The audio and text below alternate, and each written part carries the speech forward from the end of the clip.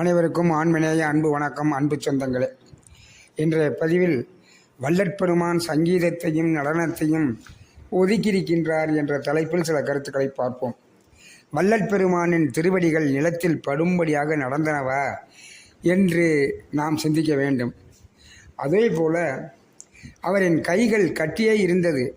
கைகளை வீசி நடந்ததாக தெரியவில்லை. அவரின் வாய்மொழி எல்லாம் அருட்ப அமுதமே. வன்மம் நிறைந்த வார்த்தைகளை பேசியதே இல்லை. அவரின் செவிகள் தீய சொற்களை கேட்டதே இல்லை. அவரின் சிந்தை சிவத்திலேயே என்றும் தோய்ந்திருந்தது. அவர் தொட்டது எல்லாம் பொன்னாயின. அப்படிப்பட்ட பரிச உணர்வுகள் அவரிடம் இருந்தது. இப்படியாக ஒழுக்கங்களில் ஜெயித்தவர்தான் நம் வள்ளற்பெருமான். எனவே அவர் அடைந்த வெற்றிதான் மரணமிலா பெருவாழ்வு.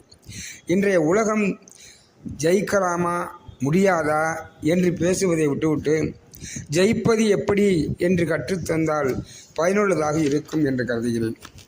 நம் பெருமானார் அவர்கள் ஆகாரத்தில் ஒழுக்கமாக இருந்தார்.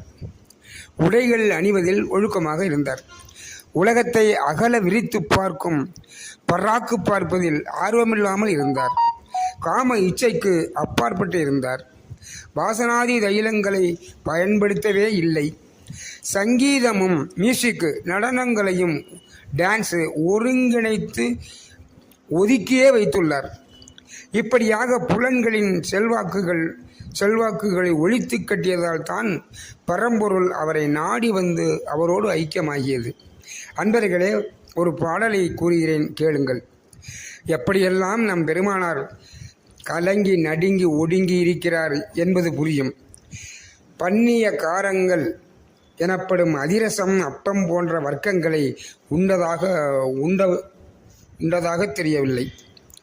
பராக்கிலே பொழுதினை கழித்ததாக தெரியவில்லை. எண்ணிய பெண்களை இசைந்து அனுபவித்ததாக தெரியவில்லை. வாசனாதி தைலங்களை முழுக்குற்றதாக தெரியவில்லை. சங்கீதத்தையும் நடனத்தையும் கண்டு கழித்ததாக தெரியவில்லை. இதோ அந்த பாடலை கேளுங்கள்.